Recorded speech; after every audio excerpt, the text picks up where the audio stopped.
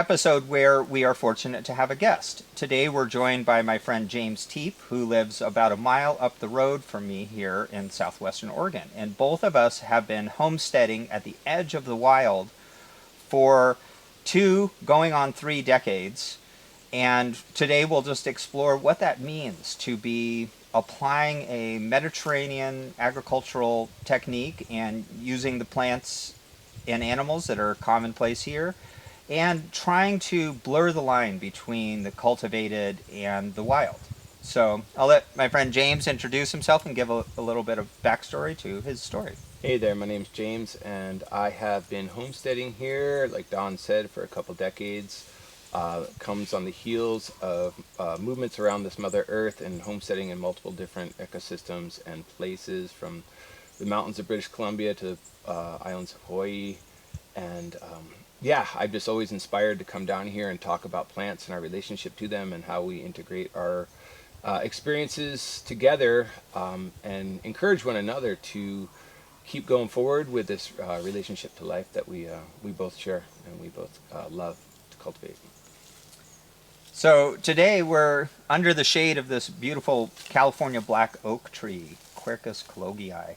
And this is a tree we're about at the northern extent of its range. And then we move into Oregon white oak and then just out of oaks altogether. And as you go south, you get more species of oaks. And I feel it's emblematic of where we are. This is a tree no one planted. It was probably planted by an animal or just grew of its own accord and is easily a few hundred years old. Yeah. And we as human beings, as a species, have been here in this general region for 5 to 10,000 years, and in a modern agricultural context for maybe a little bit more than 150 years.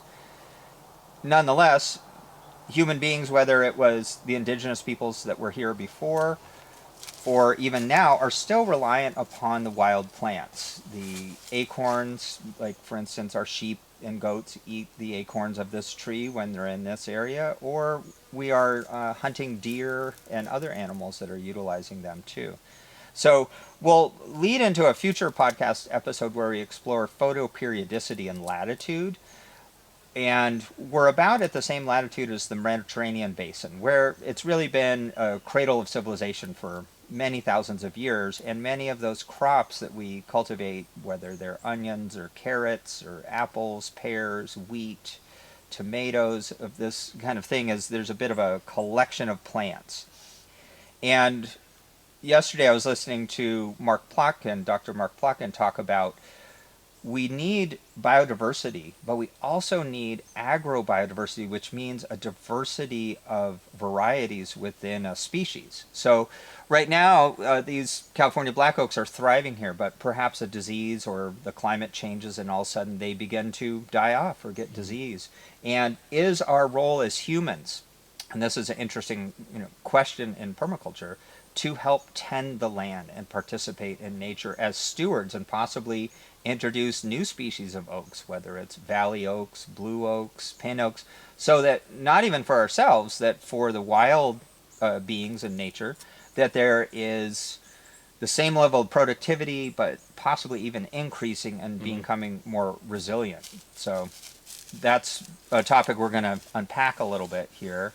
What are your thoughts about that? I think that, I just spent some time down in Northern California. There's a lot of Chinquapin oaks down there, right? And when you were saying that, it's what I started thinking about as we move up. Now, oaks have a pretty long West Coast range, and you can watch the habitat which they live in kind of shrink into more of what you have here is this like oak savanna, kind of mixed oak woodlot, right?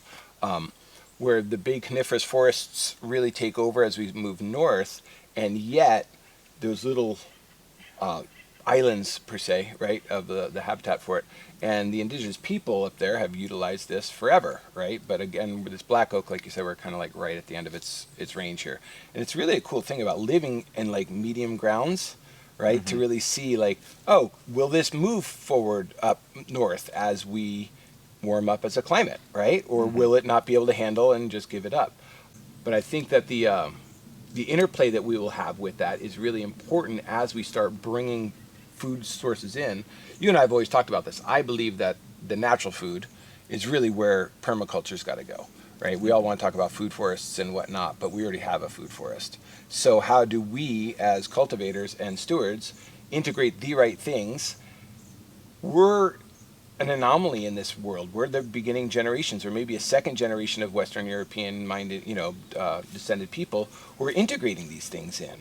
Because the first white people out here, they just utilized what was here, and then some things that they brought across from the plains, and maybe someone brought something across on a ship. Yet, what they were really working with was North American crops, for the most part. How are we going to pay attention to what grows here? Where do we go to source stuff to integrate here? But it's really about our kids and our grandkids that are going to see the fruit of what actually takes hold of here in that sense. Yeah, it reminds me how I've shared with folks that are looking at land to start a homestead or a small farm or just raise their family, and as if you don't have old apple trees there that perhaps survived periods of neglect and abuse, but still survived through the hot, dry summers and made apples, whether humans were eating them or animals, then you're probably not going to be the first person to figure it out, because the early settlers, pioneers, everything was on the line, and there was no store to go back to, so you were really relying on the food you grew. And your point, it brings up, I've used this framework for a lot of years, that we live in an area that's a winter rainforest, because we get almost 4 feet of rain in the 6 to 8 months of winter, and then a summer desert, and almost sometimes no rain from June 1st to October 1st. And nonetheless, a tree like this is able to be healthy and produce a lot of food, make a lot of shade, and it looks like it's got dark green leaves, and it gets no water. Do you remember what the size of this tree was when you moved here? Not really, but it was big then. Because as we're moving water around and being around the pond, how much is it growing from our, moving the soil and adding water to this soil? Because you think about, for most of its life, this was far away from the water sources. And what was the impact of that? It'd be kind of cool to do a core sample on that at some point. That is a good point. To see what it would be like as the fertility of the land around it through the grazing of the animals and the water input would actually change it. But I do imagine there were probably more deer here and possibly elk a long time ago, so all their fertility. And that's the thing, I think, really, whether you're looking at wild nature or the cultivated, is learning how to read the book of nature and consider and extrapolate, or just use your imagination, or like, well, what was this like before, the indigenous people were genocided off the land and forcibly moved, and other species moving around. And right before, what you don't know, contextually, any of you listening and watching to this, and if you see some smears of mud on James and I, we were helping address a leak here. We have a well, and we do have water from ponds and creek, but we definitely rely on our well. It's the middle of August, which is about the hottest, driest time of the year. And we had a 2-inch PVC. Those of you watching the video version, you can see what I'm holding here. Those of you in the audio, you just have to use your imagination. It's about the size of your wrist pipe. And it broke, and we had to address it and dig a hole 3 feet deep. And thankfully, I had a spare elbow, and I'll be able to fix it. But if we weren't, then there would be no water for all the dwellings here. And I think I'm bringing this up to talk about that wild ecosystems, whole systems, are supple, flexible. There's always something making food or can move in an ecological niche. And are we designing systems that are brittle? And one plastic part that you're not going to be able to make with your hands, that you're relying on the industrial system, everything can grind to a halt. Where you look at nature, it can survive fire. Even this big tree here, it could burn down to the ground, and it would, in time, sprout up and regrow. And it's a very supple system. It has a lot of flexibility. It won't crack and break. And are we designing, we use this term permaculture, but what is permanence? Nothing. Even this earth one point didn't exist, and someday it won't. So I like that idea of like brittle to supple, to understand, where are we putting our efforts, and where you are in your life. And this is where, under the great, shade of the tree of the Agrarian Renaissance, is all of this stuff. You come in as a baby, you grow up and become a young person, you possibly become a parent, and then you maybe become a grandparent, and then you die, and what are you leaving behind? And I think it's good to take stock and consider what is worth. You got to put food on the table. Well, I think it's also Yeah. really important to think about, as people are developing a homestead, how they want to integrate with it. Because as you're talking about that, I'm like, what could we hollow out, right? What could we work towards that grows locally that we could hollow out to make an elbow, right? I'm just thinking about that. I was thinking about the bends in an oak tree. How long would that last? Could we use pitch glue to seal it together?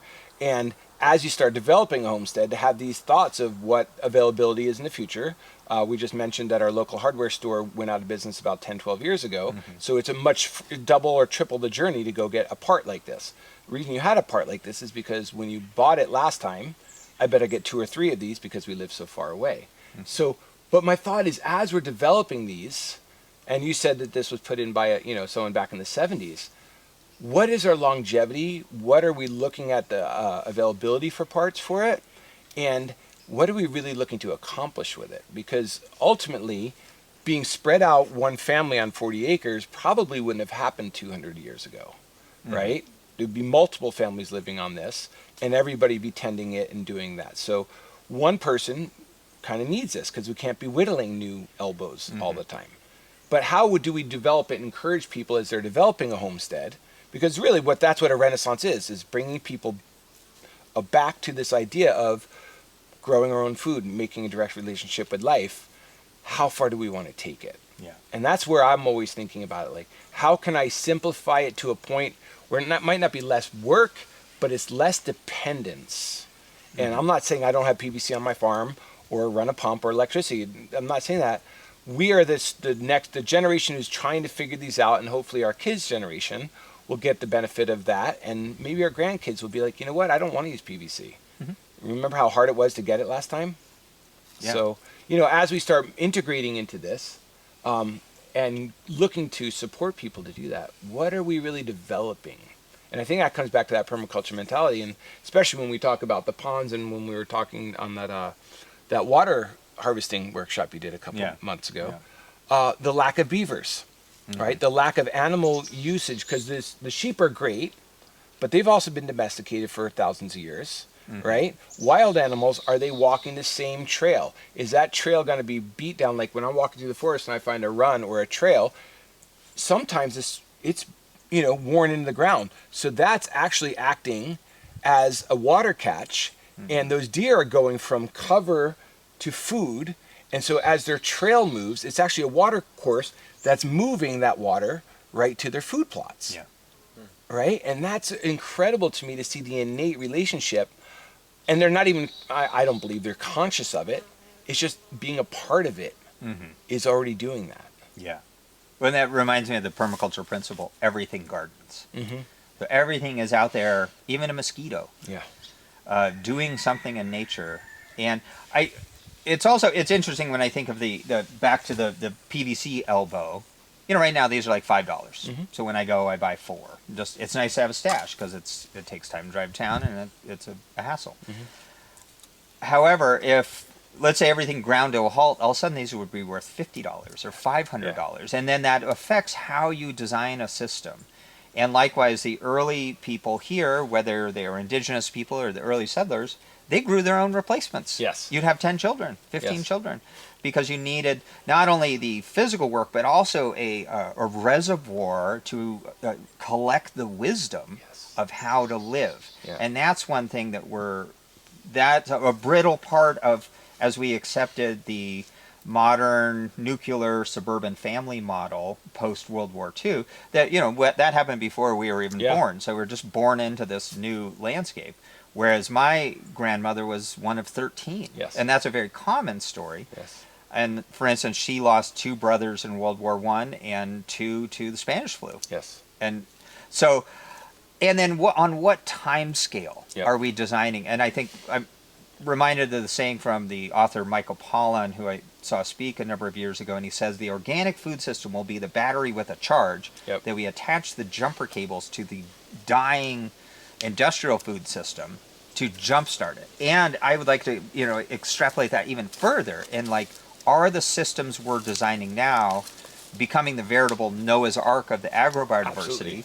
and also the land stewards, the Library of Alexandria, of how to do it. And I think right now we're doing this certain kind of thing where, like, both James and I do a little fishing or hunting periodically to augment our diet, or foraging for wild mushrooms, but we're not really relying on that. No. And that may even rely on a chest freezer and electricity to facilitate that. But then a lot of our food's coming from agricultural techniques. If we move, let's say, another, our lifespan, 50, up until this point, another half century forward, how much of our food is coming from acorns? Yeah. Or even go back to, this is an important thing in that reading the landscape thing.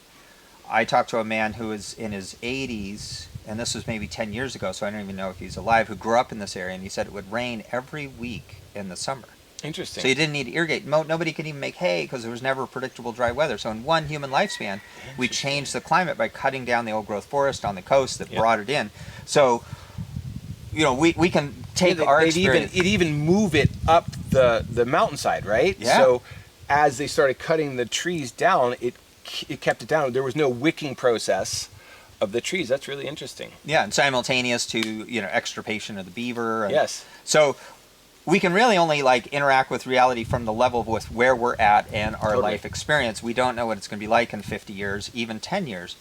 We just can do kind of a shotgun approach. Mm-hmm. And, my son Wally and I have been talking about we should be planting more black walnuts and chestnuts and other things, just see what works. Because maybe if only 1 in 100 work, it's going to be pretty nice for somebody 100 years ago. And that's what I've always loved about your farm here, is the fact that you do broadcast plantings.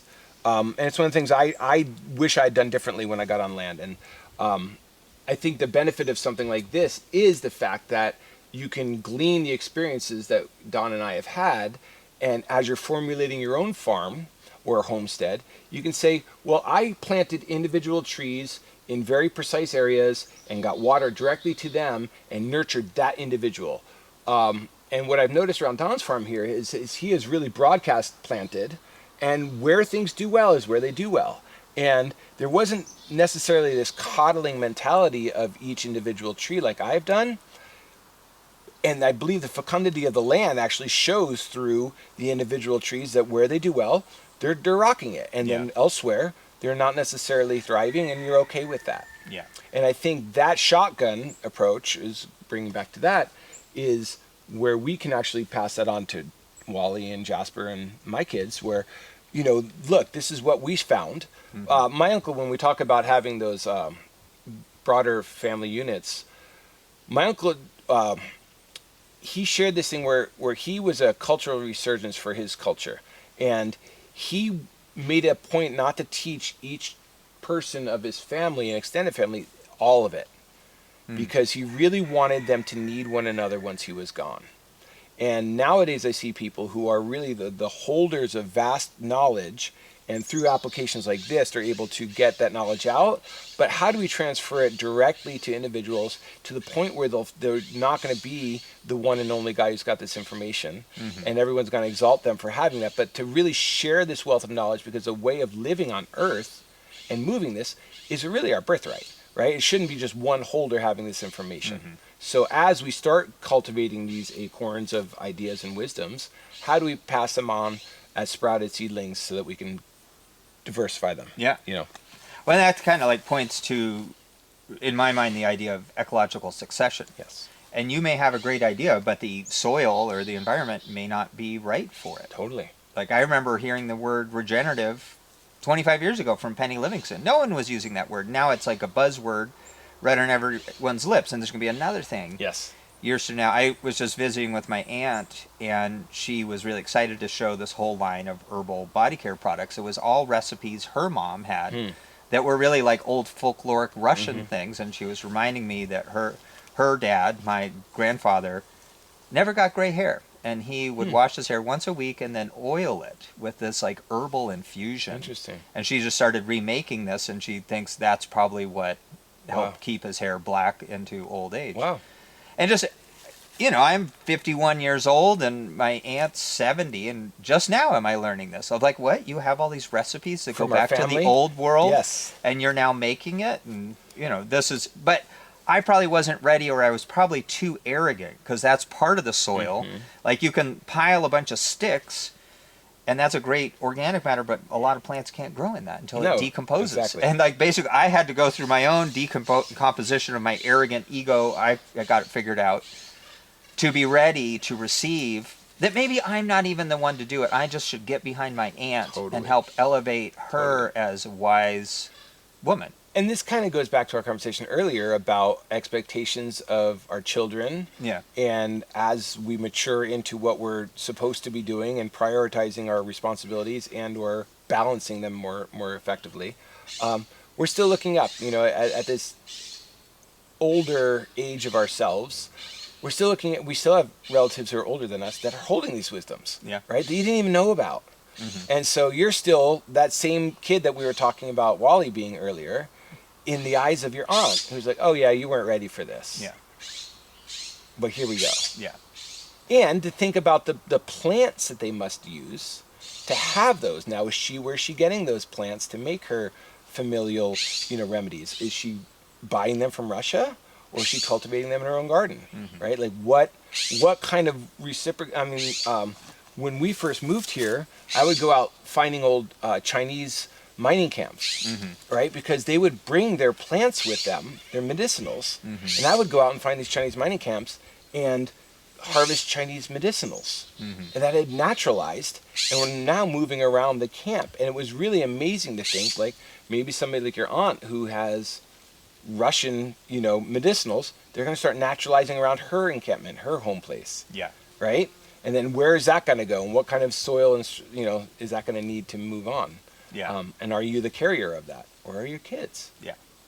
And that's I think a great lead into the saying, a weed is only a plant that we haven't found a use for. Yes. And so perhaps in our next episode, if you want to tune in, we'll be focusing in on that idea of naturalizing, and again, with a shotgun approach, just see what works, because we don't know what the future holds in store, or what medicine people will need in the future. Yes. Like, for instance, mental health was not so much a thing, or depression. Yes. And then all of a sudden people remembered that St. John's wort can help you out with depression. And then it became real popular, and there's a lot of people that use it. And well, it's even like Victorius Kulvinskas, right? Remember that book, Survival in the 21st Century, that came out back in the 70s?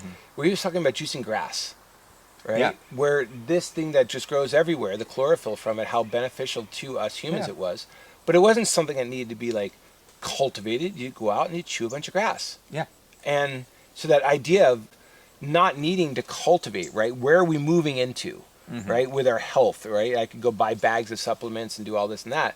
But what really grows here that's actually going to be like a Korean natural farming aspect of the natural microbiomes of that region to sustain us. And that's the reason I homestead, is because I want to have the not only spiritual, mental relationship, physical, to know that food that grew in the microbiome that I am living in, right? And that's going to sustain me even better. And then as it naturalizes in my family lineage, my kids will be able to live even more healthy here.